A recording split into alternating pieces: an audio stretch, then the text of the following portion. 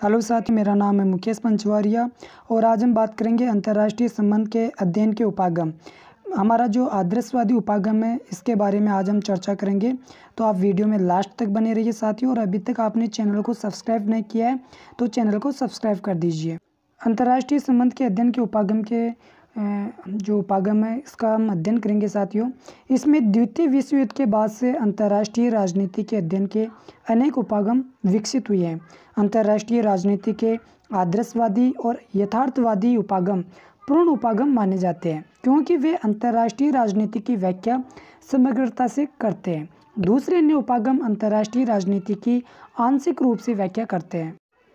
अंतर्राष्ट्रीय राजनीति का स्वतंत्र विषय के रूप में अध्ययन वर्ष 1914 से माना जाता है। Alfred German, Charles Webster, Wales विश्वविद्यालय ने इस क्षेत्र में विशेष योगदान दिया है। अंतर्राष्ट्रीय राजनीति के प्रमुख तत्व राष्ट्रीय हित, विवाद, शक्ति, सहयोग है।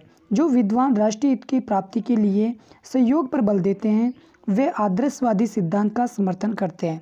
जो विद्वान राष्ट्रीय हित की प्राप्ति के लिए शक्ति या संघर्ष पर बल देते हैं वे यथार्थवादी उपागम का समर्थन करते हैं। साथियों, सबसे पहले हम बात करते हैं आदर्शवादी उपागम के बारे में। आदर्शवादी उपागम अंतर्राष्ट्रीय राजनीति के विवादों को हल करने के लिए शक्ति के स्थान पर सहयोग पर बल देता है। इस दृष्टिकोण के अनुसार राष्ट्रों के मध्य विवाद बहुत गहरे नहीं होते हैं, उन्हें शांतिपूर्वक सहयोग के माध्यम से सुलझाया जा सकता है। आदर्शवाद उपागम अंतर्राष्ट्रीय राजनीति में नैतिकता और सहयोग पर बल देता है और युद्ध के उन्मूलन की घोषणा करता है। इसके अनुसार अंतर्राष्ट्रीय शांति प्रथम लक्ष्य है। आदर्शवादी उपागम, इस उपागम की दो शाखाएं हैं। प्रथम, शांति अनुसंधान दृष्टिकोण। यह दृष्टिकोण अंतर्राष्ट्रीय राजनीति में शांति स्थापित करने के लिए शांति पर आधारित ज्ञान के संचय पर बल देता है। इस सिद्धांत के अनुसार विद्वानों को अंतर्राष्ट्रीय राजनीति के सहयोगपूर्ण और शांतिपूर्ण क्षेत्रों की तलाश करनी चाहिए और इस प्रकार के ज्ञान का संचय करना चाहिए। आदर्शवादी उपागम, द्वितीय विश्व व्यवस्था दृष्टिकोण।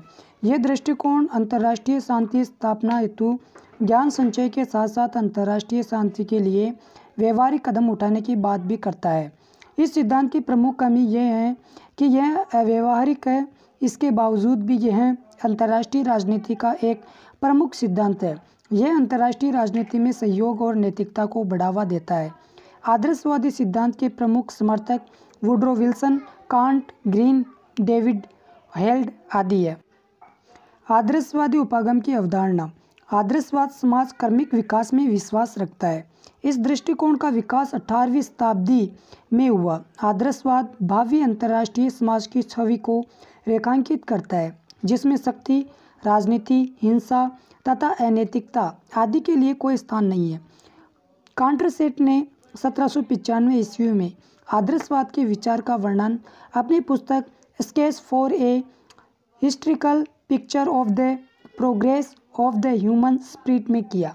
उन्होंने एक ऐसे आदर्श विश्व की व्याख्या की कल्पना की है जहां युद्ध, विषमता, शिक्षा तथा विज्ञान आदि के माध्यम से मानव कल्याण की धारा विकसित हो।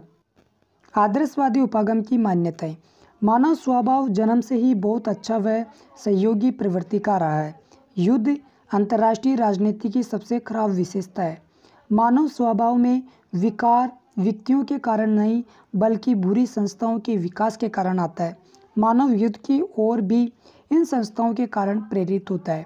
युद्धों को रोकना असंभव नहीं है, लेकिन संस्थागत सुधारों के माध्यम से ऐसा किया जा सकता है।